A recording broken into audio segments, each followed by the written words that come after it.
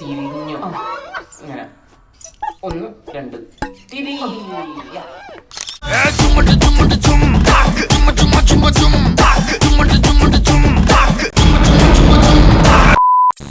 Hello friends, 23 வருஷமா மலையாள cinema இண்டஸ்ட்ரியில் நிலைச்சு நின்றுட்டு இருக்க ஒரு ரா ஆக்டர் அப்படின்னா நம்ம சௌபின் ஷாக்கிர் அவர்கள் தான். பல நடிகர்கள் இவருடைய நடிப்பு அண்ட் இவருடைய படங்கள் பத்தி பேசுவாங்க, அவரை பாராட்டுவாங்க. இவர் ஒரு ஆக்டர், டைரக்டர், ப்ரொடியூசர் இந்த மாதிரி 3 ஃபீல்டுலயுமே கால் பதிச்சவர். ஒரு கேரக்டரை இயல்பா உள்வாங்கி நடிக்கக்கூடிய திறமை கொண்டவர். இந்த மாதிரி சொல்லிக்கிட்டே போகலாம் இவரை பத்தி. இப்படிப்பட்ட பெருமைகளுக்கெல்லாம் சொந்தக்காரர் சௌபின் ஷாக்கிர் அவர்களை பத்தி தான் இந்த வீடியோல நம்ம பார்க்க போறோம். வீடியோ ரொம்பவே இன்ட்ரெஸ்டிங்கா இருக்கும். முடிஞ்ச அளவுக்கு வீடியோ ஸ்கிப் பண்ணாம ஃபுல்லா பார்க்க ட்ரை பண்ணுங்க. வாங்க வீடியோக்குள்ள போலாம். மூன் வாக்குமில்லடா ஸ்டாருமல்லடா ஒண்ணுமல்லடா. சௌபின் ஷாக்கிர் 1983 அக்டோபர் 12 அன்னைக்கு கேரளா மாநிலத்தில் இருக்க ஃபோர்ட் கொச்சி அப்படின்ற ஊர்ல தான் பிறந்திருக்காரு. இவருடைய அப்பா மலையாள சினிமால வந்த மணிச்சித்திர தாழு, காட்ஃபாதர், இன் ஹரிஹர் நகர் போன்ற படங்கள்ல அசிஸ்டன்ட் டைரக்டர் அண்ட் ப்ரொடக்ஷன் கண்ட்ரோலரா ஒர்க் பண்ணிருக்காரு. இவருக்கு ஒரு சிஸ்டர் அண்ட் பிரதர் இருக்காங்க. அதே மாதிரி 2017 ஜமியா அப்படின்றவங்கள மேரேஜ் பண்ணிக்கிட்டாங்க. இப்போ இவங்களுக்கு ஒரு பையனும் இருக்காங்க. இவர் எப்படி சினிமா இண்டஸ்ட்ரிக்குள்ள வந்திருக்காரு அப்படின்னு பார்த்தோம்னா, இவர் +2 முடிச்சுட்டு சம்மர் லீவ்ல வீட்டுல இருந்திருக்காரு. அது ஒரு ஃபெஸ்டிவல் சீசன் டைம் அப்படிங்கிறதுனால அவங்க அப்பா கிட்ட போய் பணம் வாங்கிட்டு வர சொல்லி இவங்களுடைய அம்மா இவரை அனுப்பி வைக்கிறாங்க. இது நடக்கிற பீரியட் பாத்தீங்கன்னா 2002. இந்த டைம்ல இவங்க அப்பா ஃபகத் பாசில் சாரோட ஒரு படத்துல ஒர்க் பண்ணிட்டு இருக்காரு. அந்த படம் பேர் வந்து கையேதும் தூரத். இவர் காசு வாங்க போன அந்த டைம்ல பாத்தீங்கன்னா எர்ணாகுளம் எடப்பள்ளியில இருக்க ஒரு ஆடிட்டோரியம்ல வசந்தராவில் கிள்ளிவாத்தில் அப்படின்ற ஒரு சாங் ஷூட்டிங் நடந்துட்டு இருக்கு. அந்த இடத்துக்கு இவர் போயிட்டாரு. அங்க போயிட்டு ஒரு சேரை போட்டு ஷூட்டிங்லாம் எப்படி பண்றாங்க அப்படின்றத வேடிக்கை பார்த்துட்டு உட்காந்துருக்காரு. அப்போ அந்த சாங் ஷூட் பண்ணிட்டு இருக்கும் போது பேக்ரவுண்ட்ல ஒயிட் கலர் தேவைப்பட்டிருக்கு. நம்ம சௌபினும் ஒயிட் கலர் டீஷர்ட் போட்டு தான் போயிருக்காரு. இதை பார்த்த அந்த டைரக்டர் இவர பேக்ரவுண்ட்ல டான்ஸ் பண்ண வைங்க அப்படின்னு சொல்லிட்டாப்ல. சோ இவரை தூக்கி பேக்ரவுண்ட்ல போட்டு 2 பக்கமும் கை மட்டும் தட்ட வச்சிருப்பாங்க.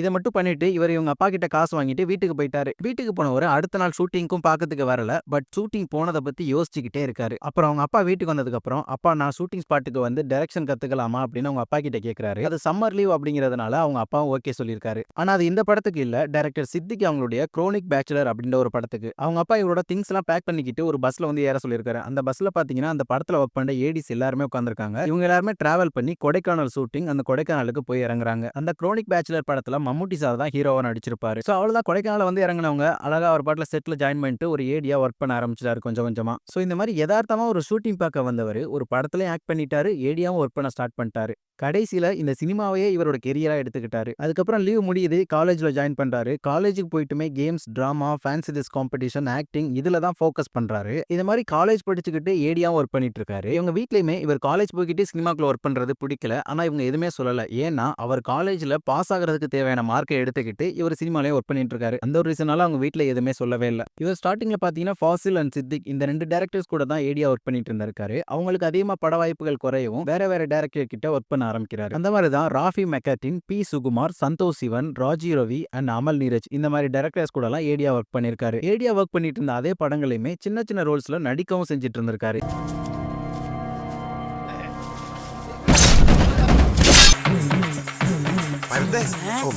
என்னண்ணே கிளிகிளியா என்ன தண்ணி சாப்பிடலாமா? சாராயமா? வாங்கண்ணே சேர்ந்து சாப்பிடலாம். இந்த மாதிரி ஒரு படத்துல ஒர்க் பண்ணிட்டு இருக்கும்போது ஃபகத் பாசில் சார் கிட்ட ஒரு டைரக்டர் கதை சொல்ல வந்திருக்காரு. ஃபகத் பாசில் அண்ட் சௌபின் இவங்க 2 பேருமே ஃப்ரெண்ட்ஸா இருந்ததுனால கதையெல்லாம் சொல்லி முடிச்சிட்டு உங்கள மாதிரியே 2 ஃப்ரெண்ட்ஸ் கேரக்டர்ஸ் வேணும் அப்படின்னு சொல்லியிருக்காரு அந்த டைரக்டர். உடனே ஃபகத் பாசில் சார் நாங்க 2 பேருமே பண்ணலாமே அப்படின்னு யதார்த்தமா சொல்லிட்டாரு. பட் இந்த முடிவுக்கு டைரக்டர் ராஜி ரவி அவரும் யோசிக்கிறாரு, சௌபின் ஷாக்கிர் 2 பேருமே யோசிக்கிறாங்க. ஒரு வழியா 2 பேருமே அக்செப்ட் பண்ணி ஷூட்டிங்லாம் போயிட்டு நடிச்சு முடிச்சு 2013 ரிலீஸ் ஆன படம் தான் அன்னையும் ரசூலும். ബാങ്കിന്റെ പൈസ നീ പണിയെടുത്ത പൈസ ഇതല്ല പണി ഇടന്നേക്കണം ഒരു വീടും കൂടിയൊക്കെ ഉള്ള. சௌபின் அவர்கள் ஃபர்ஸ்ட் டைமா ஒரு கேரக்டர் நேம்ல நடிக்கிறது இந்த படத்துல தான். இந்த படத்துல இவருக்கு கோலின் அப்படின்ற ஒரு கேரக்டர் கொடுத்து ஆங்கிலோ இந்தியன் மாதிரி நடிக்க வச்சிருப்பாங்க. படத்துல ஃபகத் பாசிலோட ஃப்ரெண்டா வருவாரு.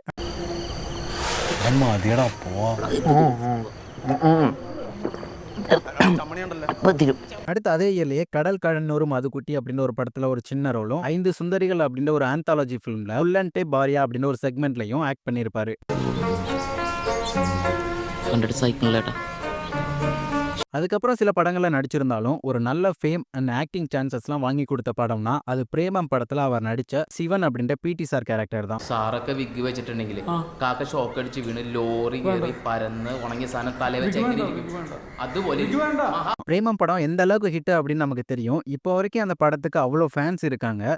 மலரே நின்னே காணாதிருந்தால் இப்படி ஒரு படத்துல இவருக்கு ஸ்டார்டிங்ல கொடுக்கப்பட்ட கேரக்டர் பாத்தீங்கன்னா சீரியஸான ஒரு ப்ரொஃபசர் கேரக்டர். பட் படம் ஷூட் பண்றதுக்கு 2-3 நாளைக்கு முன்னாடி தான் பிடி சார் அப்படின்ற ஒரு கேரக்டரை மாத்திருக்காரு.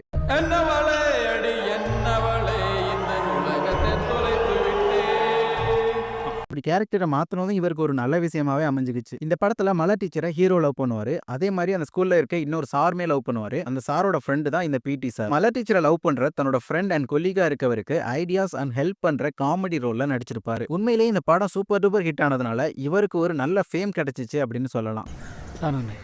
காதலிக்கிறேன். தென் அதே 2015லயே லோகம், ராணி பத்மினி போன்ற படங்கள்ல சில காமெடி ரோல்ஸ் நடிச்சிருப்பாரு. தென் அதே இயர் எண்ட்ல துல்கர் சல்மான் அவரோட சேர்ந்து சார்லி அப்படின்ற ஒரு மூவில சுனிகுட்டன் அப்படின்ற ஒரு கேரக்டர்ல நடிச்சிருப்பாரு.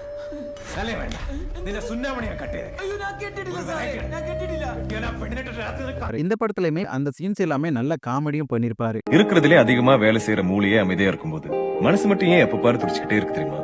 ஏன்னா அது துடிக்கிறது நின்னு போச்சுன்னா செத்துரும். இல்ல, ஏன்னா அது எப்ப பாரு நம்ம கிட்ட ஏதாவது சொல்லிக்கிட்டே இருக்கும். 2016ல மகேஷிண்டே பிரதிகாரம் அப்படின்னு சொல்லிட்டு ஃபகத் ஃபாசில் சாரோட சேர்ந்து ஒரு படத்தில் நடிச்சிருப்பாரு. അത് എന്നെ ബേബിച്ചിട്ട് ഒരുമാതിരി മറ്റടുത്ത് വർത്താനം പറയണ എനിക്കടാ എന്നാ നീ சொன்னது നമ്മൾ എന്നാ ഡൂഫിയാടാ.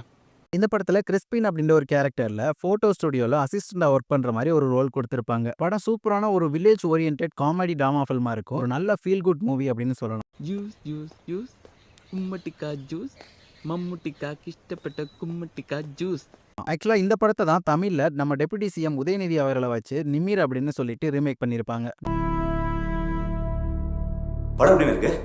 போய் பாரு. தென் மறுபடியும் துல்கர் சல்மான் அவங்க கூட சேர்ந்து காளி அப்படின்ற ஒரு படத்துல நடிச்சிருப்பாரு. ഹലോ ലേറ്റ് ആയ ഞാനും ലേറ്റ് ആയി. இந்த படத்துல டிகிவை இரிட்டேட் பண்ணிக்கிட்டு ஆளு ஜாலியா பேசி திருவாப்புல. அவரை இரிட்டேட் பண்ணும் போதெல்லாம் நமக்கு டென்ஷன் ஆயிட்டு இருக்கும். கடைசியா டிகியூ இவரை இரிட்டேட் பண்ணது எல்லாத்துக்கும் சேர்த்து வச்சு ஒரு அறை விட்டுருவாரு. ചെയ്തിട്ടില്ല സമ്പാദിച്ചു കൂട്ടന് കള്ളൻ. அடுத்ததா தர்விந்தே பரிணாமம் அப்படின்ற ஒரு படத்துல சினிமால ஹீரோவா நடிக்கணும் அப்படின்னு சொல்லிக்கிட்டு சுத்துற ஒரு காமெடி ரோல் பிளே பண்ணிருப்பாரு வில்லி அப்படின்ற ஒரு கேரக்டர்ல. ഇറങ്ങ് ബാക്ക് പോയി കേറി. നായകന്മാരൊക്കെ ഫ്രണ്ടിലല്ലേ ഇറങ്ങ. നായകനായില്ലല്ലോ. നീ എന്നെ വില്ലനാക്കും. ஆக்சுவலா இவருக்கும் டிகியூக்கும் என்ன கனெக்ஷன் தெரியல. ரொம்ப க்ளோஸ் ஃப்ரெண்ட்ஸ்னு தெரியல. இவங்க 2 பேரும் சேர்ந்து இவங்களோட காம்போல நிறைய படங்கள் நடிச்சிருக்காங்க. அதே மாதிரி நம்ம சௌபின் ஒரு கேரக்டரை பிடிக்கிறதுக்காக ரொம்பவுமே மெனக்கெடுவாராம். அந்த ஷூட்டிங் ஸ்பாட்டுக்கு 5 நாளுக்கு முன்னாடியே போயிட்டு மற்ற ஷார்ட்ஸ் எடுத்துட்டு இருக்கும்போது இவர் அந்த இடத்துல போயிட்டு டேரக்டர்ஸ் கிட்ட பேசுவாராம், அசிஸ்டன்ஸ் கிட்ட பேசுவாராம். அந்த கதையோட பேஸ், அந்த அட்மாஸ்பியர் இது எல்லாத்தையுமே உள்வாங்கிக்கிட்டு அந்த கேரக்டரை இந்த லெவல்ல இப்படி பண்ணா கரெக்டா இருக்கும் அப்படின்ற பாயிண்ட்டை பிடிச்சிதான் அவர் கேரக்டர்ஸ் எல்லாம் பிளே பண்ணுவாராம். മൻമോഹൻ സിംഗ് നല്ല കുഞ്ചാക്ക ബോബൻ. அடுத்ததா கம்மட்டி படம். இதுவும் துல்கர் சல்மானோட படம் தான். இந்த படத்துல இவருக்கு பெரிய ரோல் கிடையாது, பெரிய டைலாக்ஸ் எதுவுமே கிடையாது. ஒரு கராத்தே மாஸ்டரா 3 சீன்ஸ்ல இவருக்கு ஃபைட் இருக்க மாதிரி வச்சிருப்பாங்க. அதுல மட்டும் பெர்ஃபார்ம் பண்ணிருப்பாரு.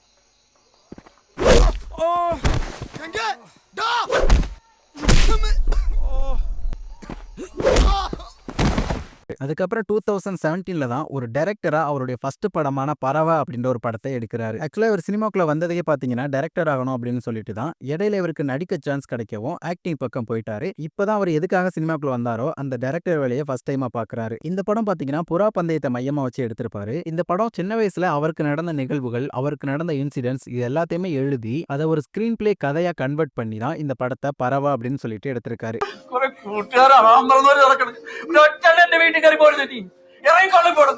அண்ட் ஆல்சோ இந்த படத்துல ட்ரக் அடிக்டா ஒரு நெகட்டிவ் ஷேட் கேரக்டர்ல நடிச்சிருப்பாரு. இந்த படம் கமர்ஷியலா பயங்கரமா ஹிட் ஆனிச்சு. 2.60 crore எடுக்கப்பட்ட படம் 100 நாட்கள் தியேட்டர்ஸ்ல ஓடி 19 கோடி கலெக்ட் பண்ணிருக்கு.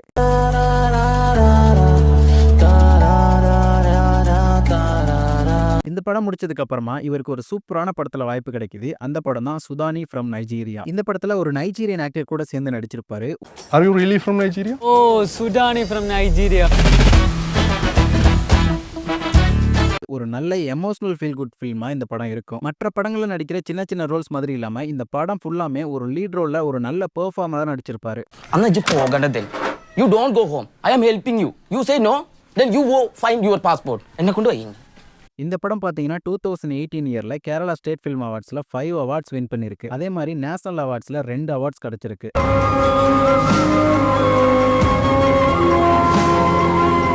இந்த படத்துக்கு அப்புறமா குட்டநாடன் மறுபரப்பா, மோகன்லால், மாங்கல்யம் தந்தோனானேனா இந்த மாதிரி படங்கள்ல நடிச்சிருந்தாலுமே 2019ல கொரோனா லாக்டவுனுக்கு ஒரு மாசத்துக்கு முன்னாடி பிப்ரவரி மந்த்ல கும்பலாங்கி நைட்ஸ் அப்படின்னு சொல்லிட்டு ஒரு ஃபென்டாஸ்டிக்கான ஃபிலிம் இவருக்கு ரிலீஸ் ஆகுது.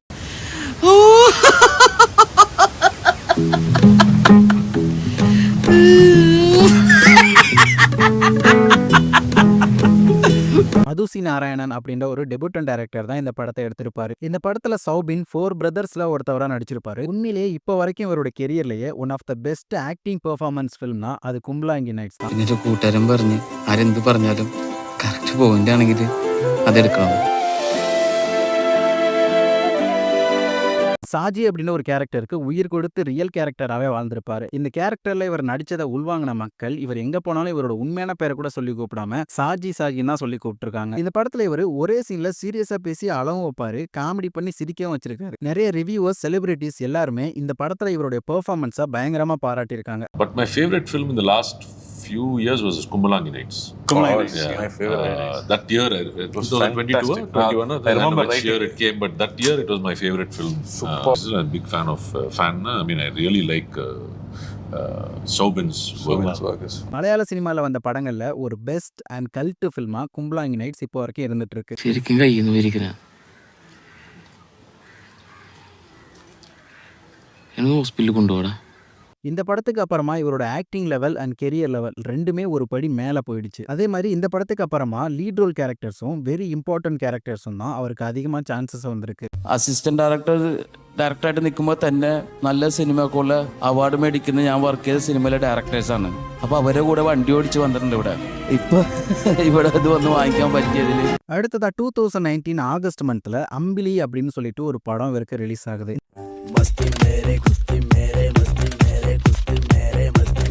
இந்த படத்துல இவரோட பெர்ஃபார்மன்ஸ் வேற லெவல் அப்படின்னு தான் சொல்லணும். நம்ம தமிழ்ல தெய்வ திருமகள் அப்படின்னு சொல்லிட்டு விக்ரம் அவர்கள் ஒரு படத்துல நடிச்சிருப்பாரு. அந்த படத்துல விக்ரம் சார் என்ன ஒரு மாடுலேஷன், என்ன ஒரு கேரக்டர் எடுத்திருப்பாரோ அதே ஒரு கேரக்டரோட சாம்பிள்ல அம்பிலி அப்படின்னு சொல்லிட்டு இவர் ஒரு கேரக்டர் பிளே பண்ணியிருப்பாரு. அதாவது மென்டலி சேலஞ்சு பர்சனா இருக்கணும், அதே மாதிரி மற்றவங்களுக்கு பிடிச்சவங்களா, அவங்கள லவ் பண்றவங்களா, அன்பானவங்களாவும் இருக்கணும், அந்த மாதிரி ஒரு கேரக்டர்.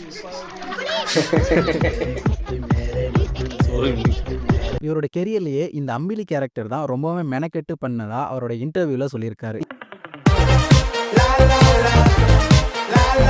இந்த படத்துக்கு அப்புறமா 2020ல 2 படம், 2021ல 3 படங்கள் நடிச்சதுக்கு அப்புறம் 2022ல பீஸ்மா பர்வம் அப்படின்னு சொல்லிட்டு இவருக்கு ஒரு ஆக்ஷன் ரோல், இவருக்கு ஒரு மாசான எலிமெண்ட்ஸ்லாம் வச்சு இந்த படத்துல கொடுத்திருப்பாங்க.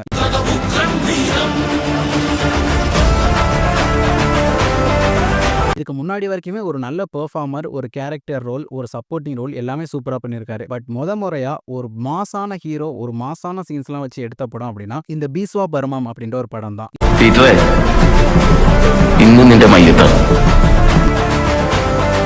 இதுக்கப்புறமா 2023ல ரோமாஞ்சம் அப்படின்ற ஒரு படத்துல ஜிபின் மாதவன் அப்படின்ற ஒரு கேரக்டர்ல சூப்பரான காமெடி பண்ணியிருப்பாரு. படம் பார்த்தீங்கன்னா ஒரு ஹாரர் காமெடி ஃபிலிம். அந்த படத்தில் நடிச்ச எல்லா கேரக்டருமே சேர்ந்து கரெக்டாக அந்த படத்துக்கு ஜஸ்டிஃபை பண்ணியிருப்பாங்க.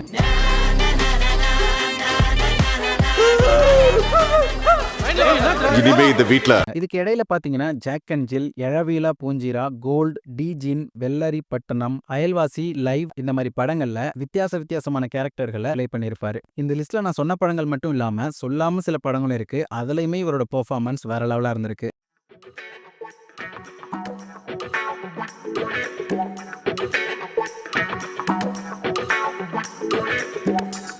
அண்ட் ஃபைனலா 2024ல வந்த சூப்பர் ஹிட் ஃபில்மான மஞ்சுமல் பாய்ஸ். ஆக்சுவலா இந்த படத்துல குட்டனா அப்படின்னு சொல்லிட்டு ஒரு முக்கியமான ரோல்ல ஆக்டிங் பண்ணியிருப்பாரு. அதே சமயத்துல இந்த படத்தோட ப்ரொடியூசரும் இவர் தான். தன்னோட பரவா ஃபிலிம்ஸ் அப்படின்ற ப்ரொடக்ஷன் கம்பெனி மூலமா இந்த படத்தை ப்ரொடியூஸ் பண்ணி ஃபர்ஸ்ட் படத்துலயுமே ஹிட் கொடுத்திருப்பாரு.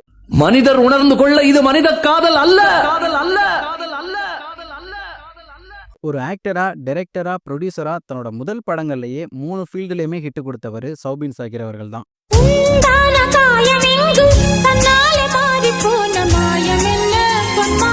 மஞ்சுமல் பாய்ஸ் படத்துக்கு அப்புறமா 2024ல நடிகர் அப்படின்ற ஒரு படம் இவருக்கு வந்திருக்கு. அதே மாதிரி இந்த இயர் 2025ல பிரவீன் கோடு சபு அப்படின்ற ஒரு படமும், மச்சாண்டே மாலக்கா அப்படின்ற ஒரு படமும் இவருக்கு ரிலீஸ் ஆயிருக்கு. ബിജിമോൾക്ക് സ്വർണ്ണം അത്ര ഇഷ്ടമല്ലെന്ന് തോന്നുന്നു. ഇതൊന്നും എന്റെ അടുത്ത് പണയം വെക്കാൻ ചോദിക്കരുത് കേട്ടോ. അച്ഛൻ ചോദിച്ചപ്പോലും ഞാൻ കൊടുക്കൂല. தென் ஃபைனலாக இவரோட நடிப்பில் இன்னைக்கு ரிலீஸ் ஆயிருக்க கூலி படம் 2017 துல்கர் சல்மான் அவங்களுடைய சோலோ அப்படின்ற ஒரு படத்தில் ஒரு சாங்கில் பார்த்தீங்கன்னா ஸ்பெஷல் அப்பியரன்ஸ் கொடுத்துருப்பாரு. அந்த படத்துக்கு அப்புறமா ஒரு மெயின் கேரக்டரில் இவர் நடிக்கிற தமிழ் படம் அப்படின்னா அது இந்த கூலி படம் தான். இந்த படத்தில் ஒவ்வொரு சினிமா இண்டஸ்ட்ரியில இருந்தும் ஒவ்வொரு ஆக்டர் நடிச்சிருக்காங்க. அந்த வகையில் மலையாள சினிமா இண்டஸ்ட்ரிக்காக சௌபின் சாக்கிர் அவர்களை நடிக்க வச்சிருக்காங்க இந்த படத்தில். இங்க இருக்கிற 14,400 பேர்ல எனக்கு தேவை அந்த ஒரு கூலி, அந்த ஒத்த கூலி. தயால் அப்படின்ற கேரக்டர்ல இந்த படத்துல மிரட்டி விட்டுருக்காரு நடிப்புல. அதுலயும் அவுட் ஆஃப் த சிலபஸ் மாதிரி இது வரைக்கும் இவர்கிட்ட இருந்து பார்க்காத ஒரு ஃபயரான டான்ஸை மோனிகா சாங் மூலமா நம்ம எல்லாருமே பார்த்திருக்கோம்.